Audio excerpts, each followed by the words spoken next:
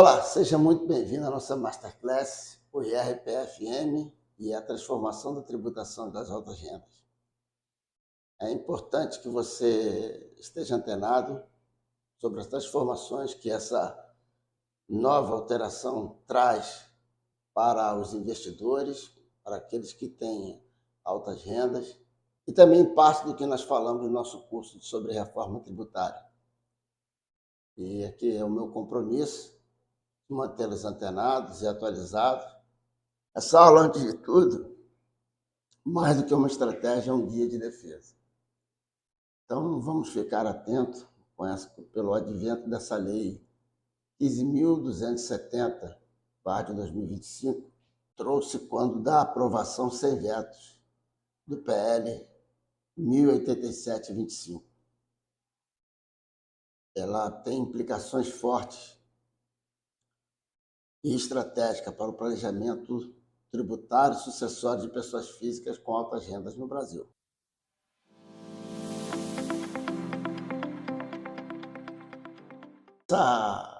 Essa apresentação é essencial agora, como diz aqui. Primeiro, o sistema tributário brasileiro passa por uma das mais significativas reformulações da última década. Como nós dissemos, essa lei ela foi aprovada sem vetos. Ela vai alterar fundamentalmente a tributação de rendimentos que historicamente gozavam de tratamento diferenciado. Dividendos, né? Logo a primeira coisa que vem à mente. E distribuição de lucros. Essa mudança representa um marco na busca por maior equidade fiscal, mas traz desafios complexos para quem precisa organizar suas estruturas patrimoniais e sucessórias. O objetivo do governo, ao sancionar essa lei, é viabilizar a questão normal muito prometida da equidade fiscal em relação à tabela progressiva do imposto de renda. Ele pretende isentar aqueles que ganham até R$5.000. Essa receita que ele abre mão, ela precisa ser compensada de alguma forma. E o que eles fizeram, aquilo que não era tributado desde 96 volta a ser tributado, que são os dividendos, os lucros, o que mais? Juros sobre capital próprio, a gente vai ver no decurso do tempo aqui.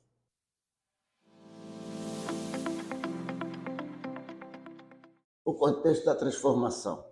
Conforme a gente explicou, o objetivo é esse, vai ampliar a faixa dos R$5.000 e todos aqueles que serão impactados, todos aqueles que ganham mais de R$600.000 anuais. Isso dá uma range, universo aí de aproximadamente 140 mil contribuintes de altas rendas. Quem será impactado? O IRPFM, ele mira as altas rendas. Nesse sentido, eu estou falando de investidores com rendimento de capital, famílias com holdings, executivos e empresários com distribuição de lucros e, claro, sobretudo você, advogado ou contador, que precisam blindar os seus clientes. Vamos ao ponto central, a comparação e a inversão do sistema. A gente sabe, desde a década de 90, lucros e dividendos gozavam de isenção total na pessoa física. Então, criava um cenário de baixa tributação efetiva para as altas rendas. Quem viu o curso de reforma tributária, a gente falou sobre a grande injustiça tributária no Brasil. Embora as empresas elas sejam mais tributadas que as pessoas físicas, contudo, proporcionalmente, isso não é uma realidade. Até porque é permitido um nível de dedução que a pessoa física não tem. É permitido uma manobra para ajustes, para correção de rumo, de procedimentos, outras deduções, como a gente já explicou, que a pessoa física não tem. É o exemplo mais comum que a gente costuma falar, vamos usar analogicamente, comparando pessoa física e jurídica. Na pessoa jurídica, os investimentos que são feitos para desenvolvimento de novos produtos, eles são dedutíveis. Na pessoa física, o investimento que o contribuinte faz em si mesmo para se aprimorar e ganhar um destaque no mercado, poder ser mais bem remunerado, ele tem um limite muito baixo, limite para a educação, mas muito baixo. A dedução, dependendo do montante que você gasta, é quase irrisória. No entanto, quando da tributação, chega o momento da declaração do imposto de renda, você é tributado pelo total que eventualmente você passa a ganhar mais. Entendeu? Então, se na pessoa física você faz um investimento, tem um desembolso para poder gerar uma melhor qualificação, uma melhor empregabilidade, uma melhor remuneração salarial, isso significa que o fisco vai querer tributar pelo total. Na pessoa jurídica, o que acontece? Ele tem a tributação somente sobre o lucro, a parte dedutível, né? Na hora dos ajustes lá do imposto de renda, admite que seja deduzida investimento com desenvolvimento de produtos. Então, essa é uma situação. Aliás, o contador ele consegue sentar ali, manobrar, entender bem, justificar os seus lançamentos, né? As suas deduções, enquanto a pessoa física não tem essa condição. Ele é tongado já no próprio salário, né? É retido na fonte. E lá na declaração é que ele vai tentar se ajustar, mesmo assim as regras são muito duras e muito inflexíveis. Ok? Então, sempre se desejou que houvesse a tributação sobre os dividendos, sobre lucros, né, distribuídos, porque isso representa uma injustiça. A empresa consegue fazer toda essa manobra e o empresário recebe o seu dividendo, recebe o seu lucro, né, distribuído, sem que eles sejam tributados. Deveria representar para ele a mesma coisa que representa o salário para o contribuinte normal, para o assalariado. Então, se buscou fazer essa, vamos dizer assim, entre aspas, né, justiça. Na verdade, a gente sabe que o fisco procura, para fazer frente à necessidade do governo, cada vez mais aumentar a tributação.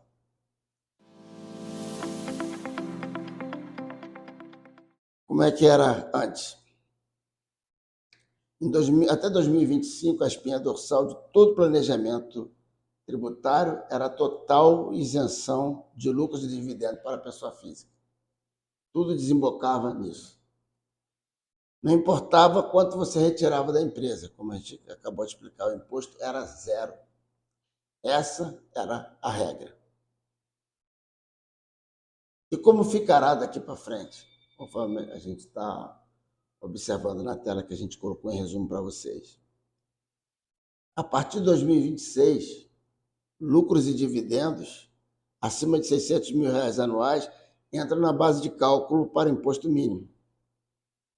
O fisco quer garantir que você pague a alíquota mínima e efetiva. Exemplo, se o empresário saca 1 milhão de lucros anuais, uma porção desse valor que antes era 0%, agora será considerada na base do IRPF-M.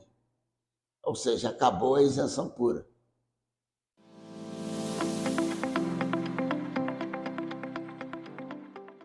O impacto imediato e as oportunidades. De um lado, pelos impactos, há necessidade de revisão das estratégias de remuneração. Okay? Rebalanceamento das políticas de dividendos. Urgência no planejamento até 31 de dezembro de 2025. E tudo isso vai ter que ser consignado em ata para que você, no primeiro trimestre, possa fazer ainda a distribuição sem ser tributado. Oportunidades, aprovação de lucros acumulados até 2025, como acabei de falar. reestruturação societária preventiva e a otimização do timing fiscal.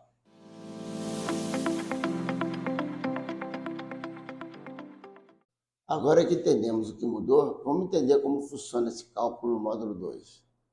Então temos lá salários e prolabores como rendimento do trabalho, dividendos e juros sobre capital próprio como rendimentos do capital e rendimentos financeiros, aplicações e investimentos. Okay? Tudo isso é o fluxo de convergência para a base global do imposto de renda da pessoa física mínimo, quer dizer, a soma de tudo isso. Sendo assim, o imposto de renda da pessoa física mínimo, ele tende a afetar quem recebe remunerações mistas. Então, prolabore, aluguéis, rendimentos financeiros, tudo isso é consolidado numa só base, que vai exigir um controle financeiro, um planejamento financeiro de como receber essas receitas. Ok? Vamos ver a metodologia de cálculo. Como se dá a soma global da renda? Considera-se todas as rendas tributáveis. As únicas que ainda ficaram de fora foram a LCI, LCA, CRI, CRA, FII, FIAGRO, com requisitos específicos. Okay? Tudo isso aqui são investimentos. Verificação do limite. É aplicável somente aquilo que ultrapassar 600 mil anuais. Cálculo da alíquota. A alíquota é progressiva, ela vai de 0 e chega até 10%. Para rendas anuais superiores a R$ 1.200.000. Compensação de créditos. Os impostos que já foram recolhidos durante o ano poderão ser deduzidos dessa base. É como se fosse uma declaração de ajuste. Como se fosse, não é, né? Porque é o total que você vai pagar. Mas se durante o ano você foi sofrendo retenções, essas retenções elas poderão ser deduzidas. E na declaração você paga o complementar ou vai pedir a restituição do excesso recolhido. Então, só para dar uma reforçada, que isso fique claro. O imposto de renda já retido lá, por exemplo, juros sobre capital próprio, ou novo IR retido na distribuição de dividendos, será considerado uma antecipação. E você vai poder compensar na declaração, ou seja, você não vai pagar duas vezes. Então, se durante o exercício você recebeu juros sobre capital próprio, recebeu dividendos das ações que você tem aplicadas, da empresa que você participa, quando você fizer, e já teve a retenção, né? Quando você fizer a declaração, você meramente vai pedir a restituição desse valor que já foi pago, ok?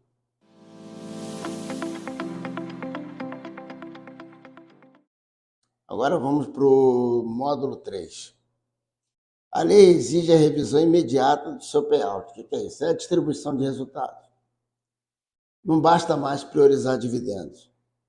Você precisa de um equilíbrio fiscal ideal entre prolabore, que é 27,5%, a pessoa física, juros sobre capital próprio e o novo dividendo tributado. O ajuste dessa balança, de como você vai ajustar isso, vai receber isso, é que vai determinar se vai ser acionada ou não a alíquota de 10% sobre o valor global.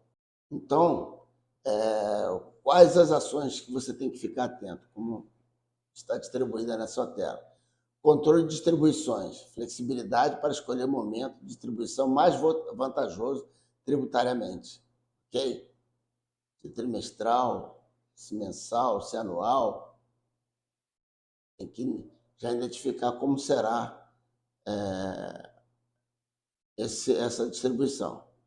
Planejamento sucessório, transferência patrimonial com menor carga, gestão centralizada, administração profissional nos investimentos familiares. Então, já não pode ser mais de uma forma amadora, né? Tem que ter ter o acompanhamento do teu contador, do teu advogado, para que possa fazer a gestão dos teus ativos, ok? Proteção patrimonial, segregação de risco entre atividades operacionais e patrimônio. Sobretudo, quem trabalha com holding familiar. Tenha sempre em mente que o objetivo da holding familiar é proteger, blindar o teu patrimônio da ação de terceiros, né? A gente falou daquelas cláusulas lá no curso de empenhorabilidade. Ela blinda o teu patrimônio de execuções fiscais ou de execuções de credores, ok?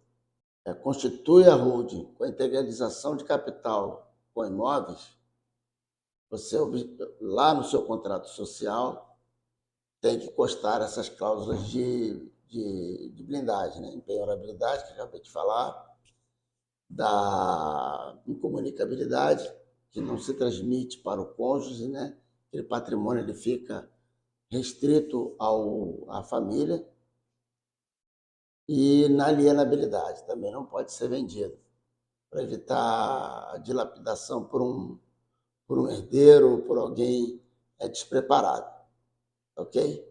Para que o teu patrimônio ele não se perca. Então, a segregação de atividade é importante, porque muitas das vezes uma situação tributária, como já é o que a gente está tratando, ela pode atingir o teu patrimônio, para ser dado em garantia para pagar essas questões em relação ao fisco, entendeu? Então, é fundamental, separa, deixa a atividade da holding para um lado e a atividade operacional de outro. Para quem está acompanhando o nosso curso, veja a aula sobre otimização e blindagem patrimonial, que nós falamos sobre a estratégia de dupla pessoa jurídica.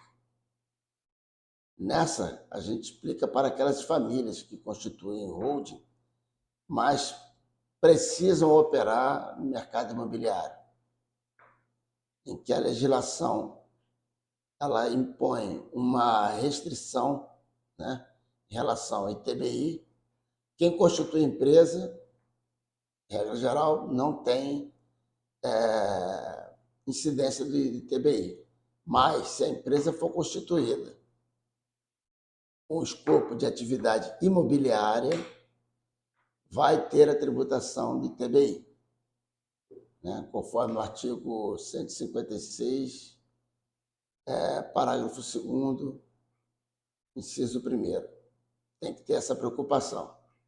Ou então tem que aguardar o interstício de tempo de 3 anos para explorar a atividade imobiliária, como diz o Código Tributário Nacional. Então, se torna importante você ir lá na nossa aula, essa sobre a estratégia de dupla pessoa jurídica, que ali a gente explica como que você vai poder sair dessa situação, né? Até porque muitas se planejaram colocando atividade imobiliária, considerando que o recebimento por pessoa jurídica tributada no lucro presumido, ela tem uma base reduzida, 11,33% ou 14,53%, dependendo se tiver adicional do imposto de renda. Qual o cronograma de implementação? É esse que está diante de vocês. Então, até 31/12, os resultados apurados aprovados até essa data ficam fora do imposto de renda da janela crítica fiscal. Então, é dentro desse ano. Você tem que correr com isso. Ano calendário, 2026, janeiro de 2026, entrada em vigor das novas regras da lei. Então, já começa a valer. No ano calendário, todo o exercício de 2026 será o primeiro ano de incidência efetiva do imposto de renda da pessoa física mínimo sobre os rendimentos do ano. Março e maio de 2027 será a primeira declaração de imposto de renda, incluindo esse novo imposto. Imposto de renda da pessoa física mínimo. Quer dizer, já vai ter impacto na declaração de 2027. Vamos aqui resgatar. Então, até 31 de dezembro, a ata tem que estar já pronta, aprovada, registrada, determinando que vai haver a distribuição de lucros e dividendos desse exercício. Se nada for dito, se nada for feito, na declaração de 2027 você vai pagar sobre essa distribuição. Vai ter que informar isso. Tá ok? Já começam as novas regras, né? Em janeiro de 2026. Quer dizer, alguém vai distribuir, vai fazer a retenção. Então, na sua empresa, a distribuição de lucros, você pode se blindar se você fizer a ata, a reunião societária, a ata devidamente averbada e dizendo da distribuição de lucros. Perfeito? Se nada for feito, você será tributado. Então, é esse o caminho.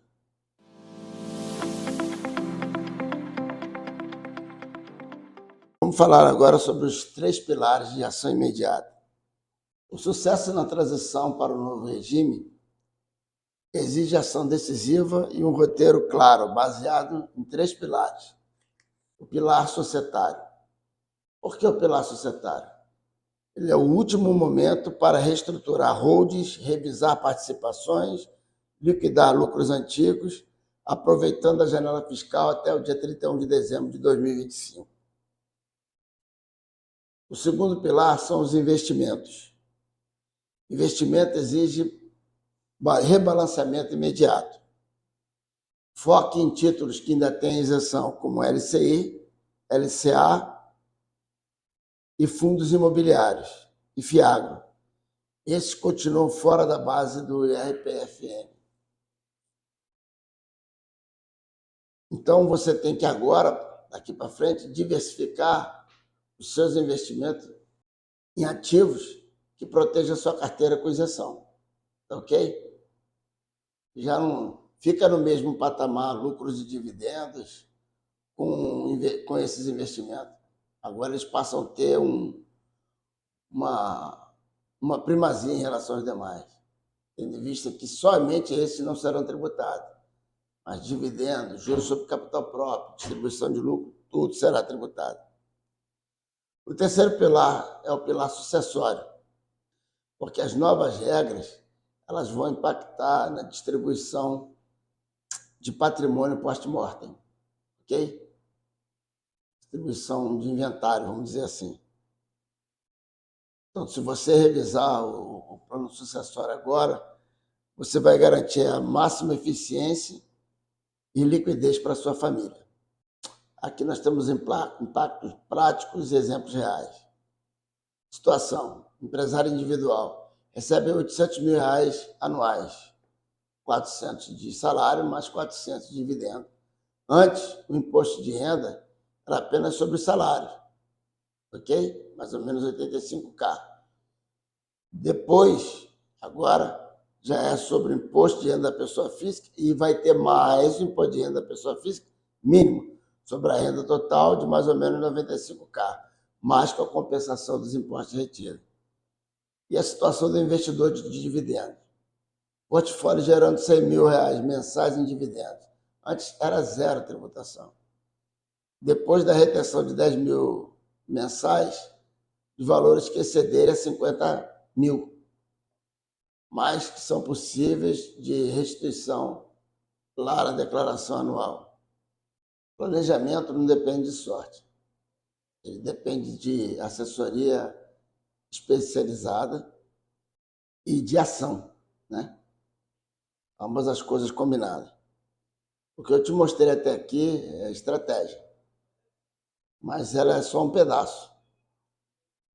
Para você dominar a implementação completa desses pilares que a gente abordou aqui, é importante que você faça o curso sobre reforma tributária. É o curso que eu denominei de Domine a Reforma Tributária, Estratégias e Práticas para o Novo Cenário Fiscal. É um curso como nunca você viu, com todos os detalhes, nuances, fazendo uma transição do cenário anterior, o que nós tínhamos como cenário tributário nacional, e para onde nós estamos indo. É fundamental que você faça esse curso, porque planejamento societário, planejamento patrimonial familiar será tremendamente impactado. Eu gostaria de poder te dar mais elementos, mas essa aqui é só uma masterclass. Por favor, acompanhe, vá no nosso curso.